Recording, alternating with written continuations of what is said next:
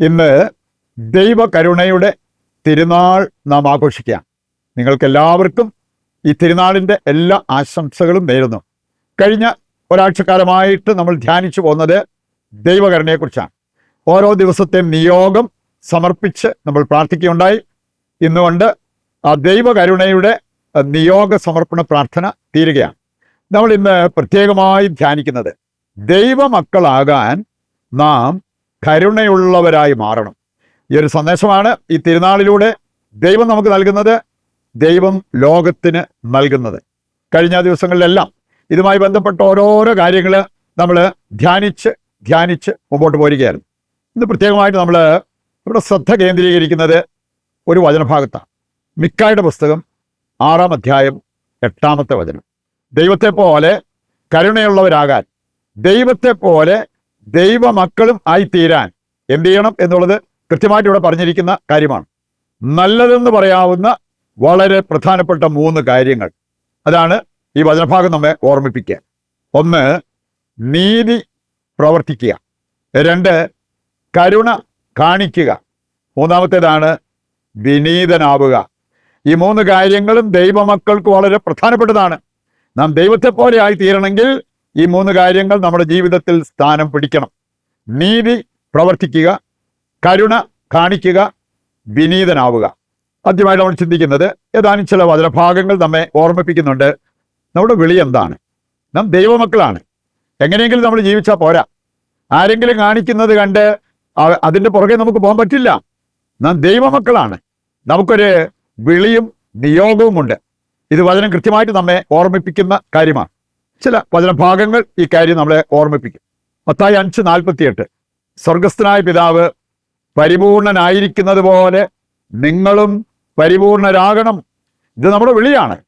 എന്തെങ്കിലും ചെയ്ത് മറ്റുള്ളവരെക്കാൾ ഞാൻ ഭേദമാണ് അങ്ങനെ പറഞ്ഞ് നമുക്ക് ന്യായീകരിക്കാൻ പറ്റില്ല. നമ്മുടെ വിളി ദൈവം പറയാണ്, സ്വർഗത്തിലെ പിതാവ് എത്രമാത്രം പരിപൂർണനാണോ അത്രമാത്രം പരിപൂർണരാകാനുള്ള ഒരു വിളി നിങ്ങൾക്കുണ്ട്. അവിടെ എത്താതിരിക്കുകയോ ചെയ്യട്ടെ, അതായിരിക്കണം നമ്മുടെ ലക്ഷ്യം. എന്ന് പറഞ്ഞാൽ നമ്മുടെ വളർച്ച ഒരിക്കലും നിലയ്ക്കുന്നില്ല. മരണം വരെ ഈ ഒരു കാര്യത്തിലേക്ക് വളരേണ്ടവരാണ്, ഉയരേണ്ടവരാണ് നമ്മളെന്ന് നാം മനസ്സിലാക്കണം. 2 രാജാക്കന്മാർ 17-ാം അധ്യായം അതിൻ്റെ 15-ാമത്തെ വചനവും നിയമാവർത്തനം 18:9 മുതൽ വായിക്കുമ്പോൾ അവിടെ നൽകപ്പെട്ടിരിക്കുന്ന ഒരു സന്ദേശമുണ്ട്. നിന്റെ ചുറ്റുപാടുമുള്ളവര്, നിന്റെ കൂടെയുള്ളവര്, നിന്റെ അയൽവാസികള്, നിന്റെ വീട്ടിലുള്ളവര് അവരെന്തെങ്കിലും ചെയ്യുന്നുണ്ടെങ്കിൽ അതനുസരിച്ചല്ല നമ്മളും പ്രവർത്തിക്കേണ്ടത്. അവരെല്ലാം അങ്ങനെ ചെയ്യുന്നുണ്ട്. എല്ലാവരും അല്പസ്വല്പം നുണയൊക്കെ പറയുന്നുണ്ട്. എല്ലാവരും കുറെ ജനസുഖത്തിലേക്ക് പോകുന്നുണ്ട്. എല്ലാവരും ലോകത്തിൻ്റെതായിട്ടുള്ള വഴികളിലേക്ക് പോകുന്നുണ്ട്. ഞാനും ആ വഴിക്ക് പോവുക. അങ്ങനെ പറയാൻ പറ്റില്ലെന്ന്. അവരുടെ ആചാരങ്ങൾ, ദുരാചാരങ്ങൾ നീ അനുകരിക്കരുത് എന്ന് കർത്താവ് കൃത്യമായിട്ട് വചനത്തിൽ നമ്മെ ഓർമ്മിപ്പിക്കുന്നുണ്ട്. ഈ വചനഭാഗം വായിച്ചാൽ മതി. എഫേസസ് 5-ാം അധ്യായം 1-ാമത്തെ വചനം. അവിടെ പറഞ്ഞിരിക്കുന്നത്, വത്സല മക്കളെ, നിങ്ങൾ ദൈവത്തെ അനുകരിക്കുക. ലോകത്തെ അല്ല, ലൗകികമായി ചിന്തിക്കുന്നവരെ അല്ല, ദൈവത്തെ അനുകരിക്കണം, ദൈവവചനം അനുസരിക്കണം. അതാണ് ഈ വചനഭാഗം പറയുക. 1 കൊരിന്തോസ് 11:1 നമുക്ക് സുപരിചിതമല്ലേ? പൗലോസ് പറഞ്ഞൊരു കാര്യം, ഞാൻ കർത്താവിനെ അനുകരിക്കുന്ന വ്യക്തിയാണ്, അതുകൊണ്ട് നിങ്ങൾക്ക് എന്നെ അനുകരിക്കാം.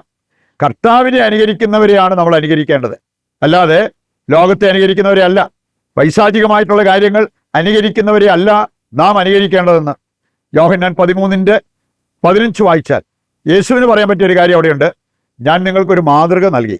ആ പാദശാളനം നടത്തിക്കൊണ്ട് കർത്താവ് പറഞ്ഞൊരു കാര്യം, ശിഷ്യന്മാരുടെ പാദങ്ങൾ ഗുരു കഴുകി. എന്നിട്ട് പറഞ്ഞത്, ഞാൻ നിങ്ങൾക്കൊരു മാതൃക നൽകിയിട്ടുണ്ട്, നിങ്ങൾ അത് അനുകരിക്കുവിൻ എന്നാണ്. രണ്ടാമതായിട്ട് നമ്മൾ ചിന്തിക്കുന്നത്, ദൈവമാകാൻ നോക്കുന്നത് അഹങ്കാരമാണ്, ദൈവത്തെ പോലെയാകാൻ പരിശ്രമിക്കുന്നത് അത് നല്ല കാര്യമാണ്. നമ്മൾ ദൈവമാകാൻ നോക്കരുത്. ദൈവത്തിന് കൊടുക്കേണ്ട മഹത്വം നമ്മൾ ഏറ്റെടുക്കാനോ, ദൈവത്തിന് ഞാൻ എന്നെ തന്നെ ഒരു കുട്ടി ദൈവമാക്കാനോ ഒക്കെ നോക്കുന്നത് അത് അപകടകരമാണ്. ഇക്കാര്യം നമ്മൾ കാണുന്നുണ്ട്. യെശയ്യാ 14-ാം അധ്യായം 12 മുതൽ 14 വരെ വായിക്കുമ്പോൾ, ഉഷസിന്റെ പുത്രനായ പ്രഭാത നക്ഷത്രമേ, നീ എങ്ങനെ താഴേക്ക് വലിച്ചെറിയപ്പെട്ടു? ഉന്നതത്തിലായിരുന്ന ഒരൈറ്റം ഇപ്പൊ താഴെ കിടക്കുന്നു. ആ വചനഭാഗം വായിച്ചാൽ നമുക്ക് കാണാൻ സാധിക്കും, ലൂസിഫറിന് അവൻ്റെതായിട്ടുള്ള സ്ഥാനങ്ങളൊക്കെ ഉണ്ടായിരുന്നു. പക്ഷെ അവൻ പറഞ്ഞൊരു കാര്യം, ഇതുപോരാ, എനിക്ക് ദൈവമാകണം, ഞാൻ ഉന്നതത്തിലേക്ക് കയറും, എൻ്റെ രാജ്യം ഞാൻ സ്ഥാപിക്കും. അങ്ങനെ എൻ്റെ എന്ന് പല ആവർത്തി അവിടെ പറഞ്ഞിരിക്കുന്നത് കാണാൻ സാധിക്കും. ഇത് അഹങ്കാരത്തിൻ്റെ ഒരു സൂചനയാണ്. ദൈവത്തെ പോലെയാകാൻ ആഗ്രഹിക്കുന്നത് വളരെ നല്ലതാണ്. പക്ഷേ ദൈവമാകാൻ അങ്ങനെ ഒരു അഹങ്കാരപൂർവ്വം നീങ്ങുന്നത് അത് തെറ്റാണ്. ദൈവത്തിന് കൊടുക്കേണ്ടത് എപ്പോഴും നാം ദൈവത്തിന് കൊടുക്കണം. കല്യാണത്തിന് മുമ്പാണേലും കല്യാണം കഴിഞ്ഞിട്ടാണേലും ഒന്നാം സ്ഥാനം ദൈവത്തിനാണ്. വിവാഹത്തിൽ രണ്ടാം സ്ഥാനത്തിന് മാത്രമേ മാറ്റം വരത്തുള്ളൂ. വിവാഹം വരെ മാതാപിതാക്കളായിരുന്നെങ്കിൽ വിവാഹം കഴിഞ്ഞാൽ ജീവിത പങ്കാളി. ആ ഒരു മാറ്റമാണ് വരേണ്ടത്. ജെറമ്യ 50:31 വായിച്ചാൽ, അഹങ്കാരി, ഞാൻ നിനക്കെതിരാണെന്ന് കർത്താവ് അരുൾ ചെയ്യുന്നത് അവിടെ കാണാൻ പറ്റും. അതുകൊണ്ട് ദൈവമാകാനുള്ള ആ പരിശ്രമത്തിൽ നമ്മൾ മുമ്പോട്ട് പോയി കഴിഞ്ഞാൽ ഈ ഒരു കാര്യം നമ്മെ നോക്കി ദൈവം വിളിക്കുന്നത് കേൾക്കേണ്ടി വരും. സങ്കീർത്തനം 101 5-ാമത്തെ വചനം, അഹങ്കാരികളെയും ഗർവിഷ്ഠരെയും ഞാൻ പൊറുപ്പിക്കില്ല. സുഭാഷിതങ്ങൾ 16:5 അവിടെ പറഞ്ഞിരിക്കുന്നത് അഹങ്കരിക്കുന്നവർക്ക് ശിക്ഷ ഉറപ്പാണ്. ഒബാദിയ 1:3, അഹങ്കാരികൾ അവരുടെ അഹങ്കാരത്താൽ വഞ്ചിക്കപ്പെടും. സഫാനിയ 3:11 പറയുന്നത് വൻപ് പറയുന്ന അഹങ്കാരികളെ ഞാൻ മുറിച്ചു മാറ്റും. അഹങ്കാരം എവിടെ നമ്മളെ കൊണ്ട് എത്തിക്കും എന്ന് ഈ വചനഭാഗങ്ങളെല്ലാം നമ്മെ ഓർമ്മിപ്പിക്കുന്നത് കാണാൻ പറ്റും. അവസാനമായിട്ട് നമ്മൾ ചിന്തിക്കുന്നത് ആ 3 പ്രധാനപ്പെട്ട കാര്യങ്ങൾ. ദൈവത്തെ പോലെയാകാൻ, ദൈവത്തെ പോലെ കരുണയുള്ളവരാകാൻ നമ്മെ സഹായിക്കുന്ന ആ ഒരു വചനഭാഗം മിക്ക 6:8 വചനം. അതിൽ ഒന്നാമത്തെ കാര്യം നീതി പ്രവർത്തിക്കുക. സകല അനീതിയും തുടച്ചു മാറ്റി നീതിപൂർവ്വം ജീവിക്കണം. സങ്കീർത്തനം 7:11 പറഞ്ഞിരിക്കുന്നത് ദൈവം നീതിമാനാണ്. 14:5 പറഞ്ഞിരിക്കുന്നത് ദൈവം നീതിമാന്മാരോടുകൂടെയാണ്. മത്തായി 7:22 മുതൽ വായിച്ചാൽ, അനീതി പ്രവർത്തിക്കുന്നവരെ നിങ്ങൾ എന്നിൽ നിന്നും അകന്നു പോവുക. നീതിപൂർവ്വം ജീവിച്ചാൽ എന്ത് കിട്ടും, അനീതി കാണിച്ചാൽ എന്ത് വരും എന്നുള്ളത് ഇവിടെ കൃത്യമായിട്ട് മനസ്സിലാക്കാൻ പറ്റും. രണ്ടാമത്തെ കാര്യം കരുണ കാണിക്കുക.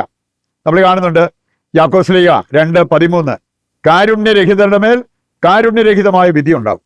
കരുണ കാണിക്കുന്നവരാണെങ്കിൽ നമുക്ക് കരുണ ലഭിക്കും എന്നുള്ളത് ഹൃദയത്തിൽ ഉറപ്പിക്കാവുന്ന ഒരു കാര്യമാണ്. മൂന്നാമത്തെ കാര്യമാണ് വിനീതനാവുക. പ്രഭാഷകൻ 3:18 പറഞ്ഞിരിക്കുന്നത് നീ എത്ര ഉന്നതനാണോ അത്രമാത്രം വിനീതനാവുക. അപ്പോൾ നിനക്ക് കർത്താവിൻ്റെ കൃപയും കരുണയും ലഭിക്കും. പ്രഭാഷകൻ 35 അതിൻ്റെ 1 മുതൽ 3 വരെയുള്ള വചനഭാഗം വായിച്ചു കഴിഞ്ഞാൽ അവിടെ പറഞ്ഞിട്ടുണ്ട്, എളിമപ്പെട്ട് പ്രാർത്ഥിക്കുന്നവർക്കാണ് ദൈവത്തിൻ്റെ കരുണ ലഭിക്കുക. വാശി വൈരാഗ്യം, അയൽക്കാരോട് പകവെച്ച് പുലർത്തുന്നവർക്ക് എങ്ങനെ കർത്താവിൻ്റെ കരുണ പ്രതീക്ഷിക്കാൻ പറ്റും? നമുക്ക് ഈ കാര്യങ്ങൾ ഹൃദയത്തിലേക്ക് ഏറ്റെടുത്തുകൊണ്ട് ദൈവസന്നിധിയിൽ വിനീതരായി ജീവിക്കുവാനും മറ്റുള്ളവരോട് കരുണ കാണിക്കുവാനും തീരുമാനമെടുത്ത് ഇന്നത്തെ നിയോഗം സമർപ്പിച്ച് പ്രാർത്ഥിക്കാം. മന്ദത ബാധിച്ച ആത്മാക്കളുടെ രക്ഷയ്ക്കായി നമുക്ക് പ്രത്യേകം പ്രാർത്ഥിക്കുകയും ചെയ്യാം. മറ്റെന്തിനേയും കാൾ ലോകത്തിനിന്നാവശ്യം ദൈവകരുണയാണെന്ന് വിശുദ്ധ ഫൗസ്റ്റീനായിക്ക് വെളിപ്പെടുത്തി യേശുവേ, ഞങ്ങളെയും ലോകം മുഴുവനെയും നിന്റെ കരുണയാൽ നിറയ്ക്കണമേ. നിന്നിൽ നിന്ന് കരുണ സ്വീകരിക്കാനും മറ്റുള്ളവരോട് കരുണ കാണിക്കാനും ഈ നൊവേനയിലൂടെ ഞങ്ങളെ അനുഗ്രഹിക്കണമേ. ഇന്നിൻ്റെ നിയോഗങ്ങളോടൊപ്പം ഞങ്ങളുടെ പ്രാർത്ഥനാ നിയോഗങ്ങളും അങ്ങയെ ഫലമേൽപ്പിക്കുന്നു. കാരുണ്യപൂർവം അവ ഞങ്ങൾക്ക് സാധിച്ചു തരണമേ.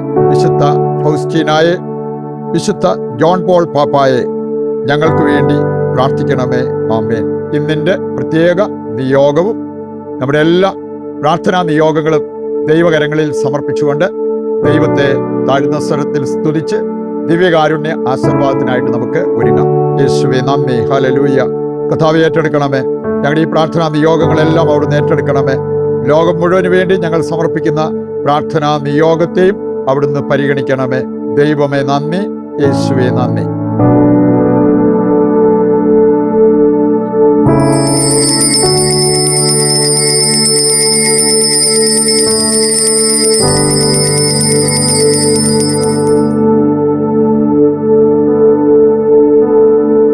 പരിശുദ്ധ പരമ ദിവ്യകാരുണ്യത്തിന് എന്നേരവും ആരാധനയും സ്തുതിയും പുകഴ്ചയും ഉണ്ടായിരിക്കട്ടെ. മറ്റൊരു എപ്പിസോഡുമായി നാളെ വീണ്ടും നമുക്ക് ഒന്നിക്കാം. ദൈവം നിങ്ങളെ സമൃദ്ധമായി അനുഗ്രഹിക്കട്ടെ.